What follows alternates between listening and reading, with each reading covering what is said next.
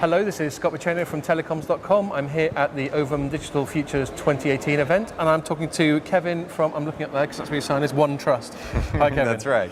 Hello. So Kevin, I've got to admit, I wasn't familiar with OneTrust prior to us being introduced, so why don't you start by telling us what your company does? Sure. Well, we are a young company, so it's to be forgiven. Yeah.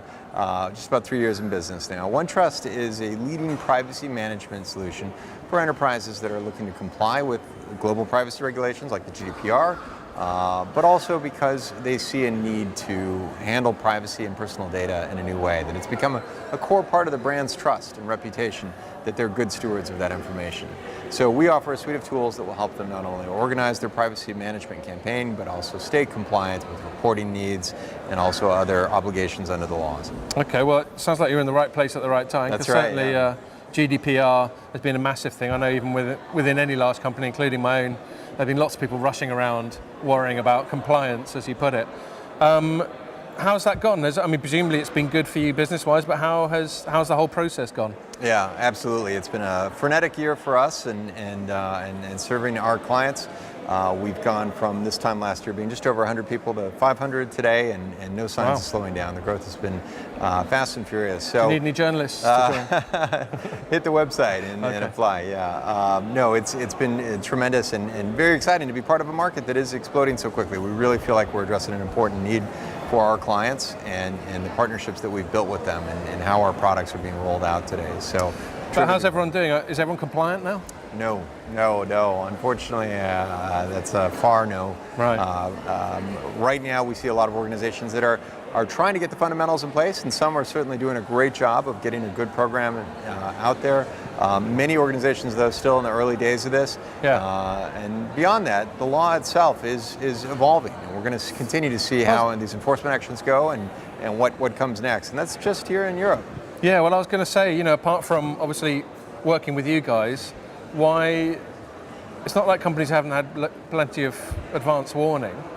Why haven't they done more? Has it been too difficult? Have they been? I mean, obviously there's a massive generalization. Have they been disorganized? Have they just been kicking the can down the road? Why do you think everyone's not just completely compliant? I think there was, in the early days, some belief that we could sort of deflect or this doesn't apply to us and different efforts to dismiss it as not being relevant maybe for some organizations. And I don't want to paint with too broad of a brush here because there were a lot of organizations that did a great job in really recognizing what this was going to require of them. But I think for the most part, many miscalculated just how much was going to be involved in this and how far-reaching the law is and what it means for them. And again, as I say, some of this continues to evolve, and so the scope continues to broaden. But we see today that a lot of them are now putting good programs in place and really trying to protect that information and make sure that they are compliant with the law.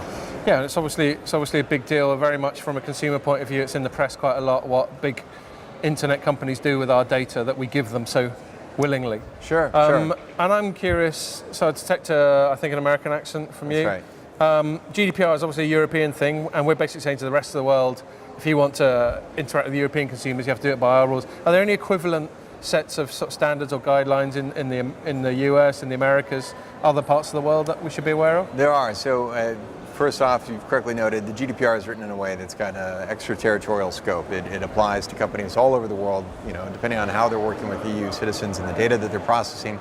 Most will find that they have exposure to the law and they have to do something just around the GDPR. But beyond that, you do see a groundswell of different regulation and efforts being made around the world to address privacy. As technology becomes more capable of collecting information on the individual and more invasive in that sense, or at least the capacity to be, a lot of countries are recognizing there's a real need to establish some basic standards of good hygiene and protection around what data you're collecting. So most recently, the state of California passed a pretty sweeping law, the CCPA, California Consumer Privacy Act, that calls for many of the same protections and rights of the individual that you would have under the GDPR. Okay. Doesn't go quite as far in some areas, and it actually goes probably further in some. But look, California is the 6th largest economy in the world. Yes. This is a massive, massive market for most companies. Even if they felt like maybe they could try to get out of having exposure to GDPR, now they see that they can't. And this is just one of the latest examples. You see in Australia, Brazil, other countries all over the world that are all taking steps along the same path to protecting individual information. Okay, that's brilliant. Thank you very much. My pleasure. Cheers.